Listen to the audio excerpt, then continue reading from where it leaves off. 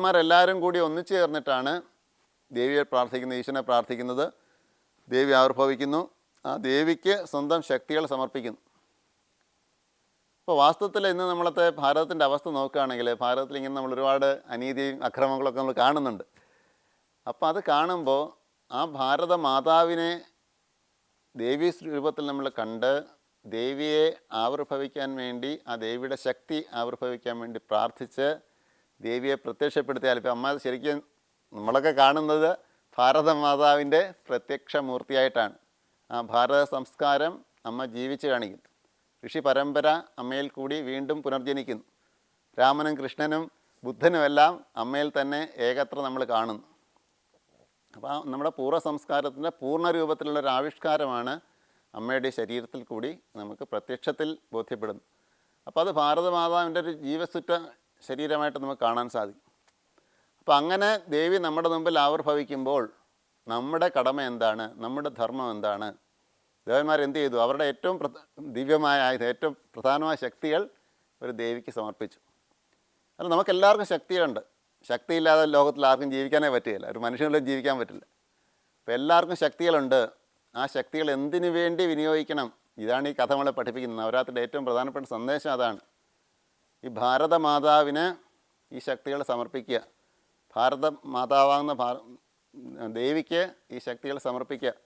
നമ്മുടെ അറിവ്, നമ്മുടെ കഴിവ്, നമ്മുടെ സമ്പത്ത്, നമ്മുടെ സമയം, നമ്മുടെ അധ്വാനം, നമ്മുടെ സേവനം, ഇതൊക്കെ ഭാരതാംബയ്ക്ക് സമർപ്പിക്കുക. അപ്പം നമുക്ക് സ്വയം ചെയ്യാൻ പറ്റാത്തൊരു കാര്യം, നമ്മൾ ഒറ്റയ്ക്കൊറ്റയ്ക്ക് വിചാരിച്ചാൽ ചെയ്യാൻ പറ്റാത്തൊരു കാര്യം, ഇത് നമ്മൾ പൂർണ്ണത്വത്തിന് സമർപ്പിക്കുമ്പോൾ, ഈശ്വരനെ സമർപ്പിക്കുമ്പോൾ, ഗുരുവിനെ സമർപ്പിക്കുമ്പോൾ, അമ്മയ്ക്ക് സമർപ്പിക്കുമ്പോൾ അമ്മയിൽ കൂടി അത് സാധ്യതമായി തീരുന്നു. അപ്പോൾ ദേവി സ്വയം ശക്തി സ്വരൂപിണിയാണെങ്കിലും ദേവിക്ക് സ്വയം ഇവരെ മഹിഷാസുരനെ നിഗ്രഹിക്കാൻ ഒരു പ്രയാസവുമില്ല. എങ്കിൽ പോലും ദേവന്മാരെ അനുഗ്രഹിക്കാൻ വേണ്ടി, ദേവന്മാർക്ക് അവരുടെ കർമ്മഫലം കൊടുക്കാൻ വേണ്ടി ദേവന്മാരിൽ നിന്ന് ദാനം പോലെ അവരുടെ ശക്തികൾ സ്വീകരിക്കുന്നു. അത് സ്വീകരിച്ചിട്ട് ദേവന്മാർക്ക് സ്വർഗം വീണ്ടെടുത്ത് കൊടുക്കുന്നു. അപ്പോൾ അതേപോലെ തന്നെയാണ് നമ്മുടെ ചെറിയ ചെറിയ സേവനങ്ങളൊക്കെ അമ്മ സ്വീകരിക്കുന്നു. അമ്മയ്ക്ക് സ്വയം ഇത് ചെയ്യാൻ സാധിക്കും. അമ്മയ്ക്ക് അമ്മ എന്തിനു വേണ്ടിയിട്ടോ ശരീരം എടുത്ത് വന്നിരിക്കുന്നു അത് നിറവേറ്റാൻ അമ്മയ്ക്ക് ആരുടെയും സഹായം ആവശ്യമില്ല. അപ്പോൾ ആ അമ്മയ്ക്ക് പക്ഷെ നമുക്കൊരു അവസരം തരുന്നു, ഈ അമ്മയുടെ സേവനത്തിൽ പങ്കെടുക്കേണ്ട അവസരം തരുന്നു. ശ്രീരാമേന്ദ്രന് ഖരദൂഷണ തൃശ്ശിരരെ കൊന്നത് 3.25 നാഴിക കൊണ്ടാണ്. അത്ര പരാക്രമിയായ ശ്രീരാമേന്ദ്രന് ലങ്ക കടന്ന് ഈ വരുണനെ പോലും പേടിപ്പിച്ചുവിടെ വരുത്തിയ ആളാണ് ശ്രീരാമേന്ദ്രൻ. അദ്ദേഹത്തിന് ലങ്കയിൽ പോയി രാവണനെ നിഗ്രഹിക്കാൻ 5-6 കുരങ്ങന്മാരുടെ സഹായമൊന്നും ഒട്ടും ആവശ്യമില്ല. പക്ഷെ എന്തിന് ഭഗവാൻ പോയിട്ട് സുഗ്രീവൻ്റെ അടുത്ത് സഖ്യം യാചിക്കുന്നു, അങ്ങോട്ട് പോയി അഭ്യർത്ഥിക്കുന്നു, സുഗ്രീവൻ്റെ സഹായം തേടുന്നു, വാനരന്മാരുടെ സഹായം തേടുന്നു? കാരണം അവരെ അനുഗ്രഹിക്കാൻ വേണ്ടി ഭഗവാൻ സ്വയം ഒരവസരം സൃഷ്ടിക്കുകയാണ്. അതുകൊണ്ടാണ് ഇന്ന് നമ്മൾ ആ വാനരന്മാരുടെ ഇടയിൽ ഒരുപക്ഷെ സുഗ്രീവൻ്റെ മന്ത്രിയായിട്ട് ആരും അറിയപ്പെടാതെ മരിച്ചു പോകുമായിരുന്ന ഹനുമാൻ സ്വാമി ഇന്ന് ചിരഞ്ജീവിയായിട്ട് ശ്രീരാമനെ പോലെ, ഒരുപക്ഷെ ശ്രീരാമനേക്കാൾ കൂടുതലായിട്ടോ ഭാരതം മുഴുവൻ ആരാധിക്കപ്പെടുന്നു. അപ്പോൾ അവരെ ഉദ്ധരിക്കാൻ വേണ്ടി, സാധാരണ ഏറ്റവും നമ്മൾ അവഗണിക്കപ്പെടുന്നൊരു വിഭാഗത്തിന് അവരെ ഉദ്ധരിക്കാൻ വേണ്ടിയിട്ടാണ് എല്ലാ അവതാരങ്ങളും ഉണ്ടാകുന്നത്, എല്ലാ ഗുരുക്കന്മാരും വരുന്നത്. ശ്രീകൃഷ്ണൻ വന്നപ്പോൾ യാദവന്മാരുടെ അവസ്ഥ എന്തായിരുന്നു? കംസനെ പേടിച്ച് കന്നുകാലി മേച്ച് കഷ്ടിച്ച് അന്നന്നത്തെ കഞ്ഞി കുടിച്ച് ജീവിച്ചിരുന്ന വിഭാഗമാണ്. ആ ആട് മേച്ചും കന്നുകാലി മേച്ച് നടന്ന ഒരു ജനതയെ ശ്രീകൃഷ്ണൻ ഭാരതത്തിലെ ഏറ്റവും ശക്തരായ ജനവിഭാഗമായിട്ട് മാറ്റി. ദ്വാര പോലുള്ള മനോഹരമായ ഒരു നഗരം തന്നെ അവർക്ക് വേണ്ടി സൃഷ്ടിച്ചു കൊടുത്തു.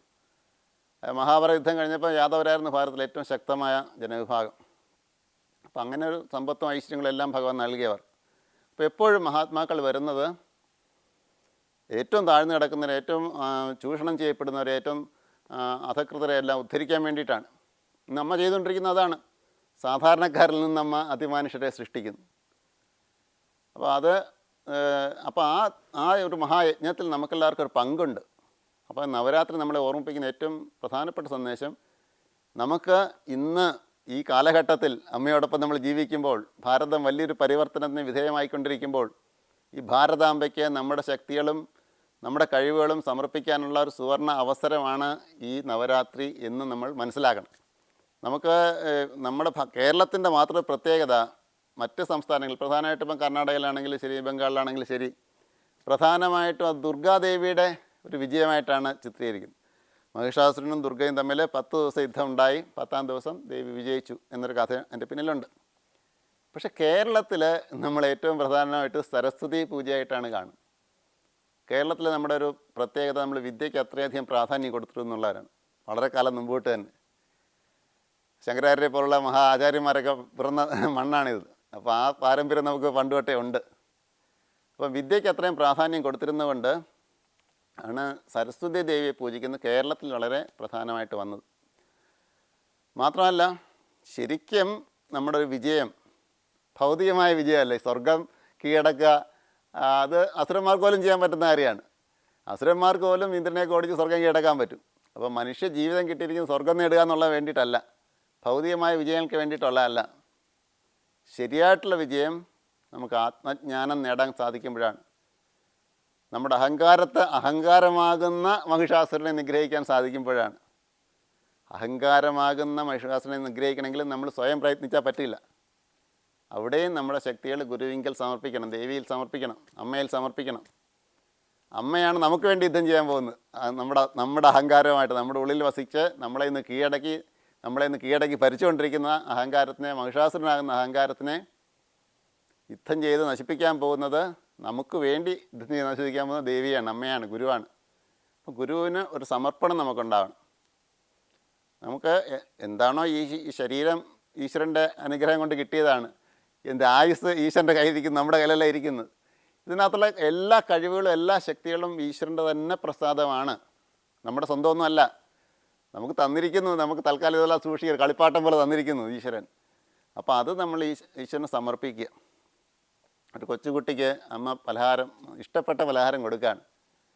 അങ്ങനെ കൊടുക്കുമ്പോൾ അത് മുഴുവൻ കുട്ടി കഴിക്കുക. പക്ഷേ കുട്ടി അതിൽ നിന്നൊരു അല്പം എടുത്ത് അമ്മയുടെ വായിൽ വെച്ച് കൊടുത്താൽ അമ്മയ്ക്ക് എത്ര സന്തോഷമാവും. അമ്മയ്ക്ക് താൻ കൊടുത്തതിൻ്റെ സംതൃപ്തി പൂർണ്ണമായിട്ട് അനുഭവിക്കാൻ പറ്റുന്നത് താൻ കൊടുത്തതിൽ നിന്ന് തന്നെ ഒരു പങ്ക്, ഒരംശം തിരിച്ച് ആ കുട്ടി വായി വെച്ച് കൊടുക്കുമ്പോഴാണ്. ആ സ്നേഹബന്ധത്തിൻ്റെ ആഴം കാണിക്കുകയാണ് ചെയ്യുന്നത്. അപ്പോൾ ശരിക്കും നമ്മൾ ഈ പൂജ വയ്പ് എന്ന് പറയുന്നത് എന്താണ്? അവനവൻ്റെ ശക്തികൾ നമ്മൾ ദേവിയുടെ പാദത്തിൽ, അമ്മയുടെ പാദത്തിൽ സമർപ്പിച്ച് അമ്മയുടെ പ്രസാദമായിട്ട് തിരിച്ചെടുക്കുന്നു.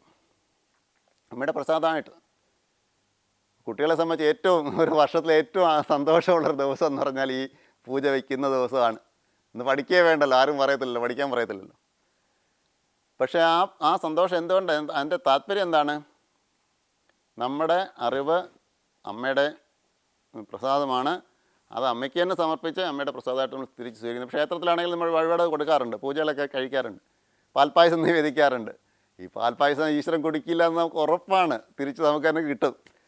പക്ഷെ അങ്ങനെ ചെയ്യുമ്പോൾ നമുക്ക് ഏറ്റവും ഇഷ്ടപ്പെട്ട പദാർത്ഥങ്ങൾ അത് ഈശ്വരന് സമർപ്പിച്ച് ഈശ്വരൻ്റെ പ്രസാദമായിട്ട് സ്വീകരിച്ച് എല്ലാവരുമായിട്ട് പങ്കുവെച്ച് കഴിക്കുമ്പോഴാണ് അത് ശരിയായിട്ടൊരു പൂജയായി തീരുന്ന, വഴിപാടായി തീരുന്നു. അപ്പോൾ നമുക്ക് ഈ അറിവ് ഈശ്വരന് സമർപ്പിച്ചു, ഈശ്വരൻ്റെ അനുഗ്രഹത്തോടു കൂടി അറിവ് നമ്മൾ തിരിച്ച് സ്വീകരിച്ചു. അത് ലോക നന്മയ്ക്കായിട്ട് നമ്മൾ വിനിയോഗിക്കുമ്പോഴാണ്, മറ്റുള്ളവരുടെയും കൂടെ ശ്രേയസ്സിന് വേണ്ടി വിനിയോഗിക്കുമ്പോഴാണ് അത് ശരിയായിട്ടുള്ള ഒരു ദേവീ പൂജയായിട്ട്, നവരാത്രി പൂജയായിട്ട് മാറുന്നു. അപ്പോൾ ഈ ഒരു ബോധം നമ്മുടെ എല്ലാ പ്രവൃത്തിയിലും ഉണ്ടായിരിക്കട്ടെ എന്ന് പ്രാർത്ഥിക്കുകയാണ്. നമ്മൾ കേരളീയർ ഈ വിജയദശമി ആഘോഷിക്കുമ്പോൾ യഥാർത്ഥത്തിൽ നമ്മൾ ലക്ഷ്യമാക്കുന്നത് അവനവനെ അറിയുക എന്നുള്ളതാണ്. നമ്മുടെ തന്നെ പ്രതിരൂപമാണ് അമ്മയിൽ നമ്മൾ കാണുന്നത് എന്ന് മനസ്സിലാക്കുകയാണെങ്കിൽ നമുക്ക് ഉള്ളിലേക്ക് തിരിയാനും നമ്മുടെ വാസനകളുടെ മേൽ വിജയം നേടാനും അഹങ്കാരമാകുന്ന മഹിഷാസുരൻ്റെ മേൽ വിജയം നേടാനും നമുക്കെല്ലാവർക്കും സാധിക്കും. ഇപ്പോൾ അമ്മയുടെ അനുഗ്രഹത്തോടു കൂടി നമുക്ക് സാധിക്കട്ടെ, എല്ലാവർക്കും വേണ്ടി പ്രാർത്ഥിക്കുന്നു.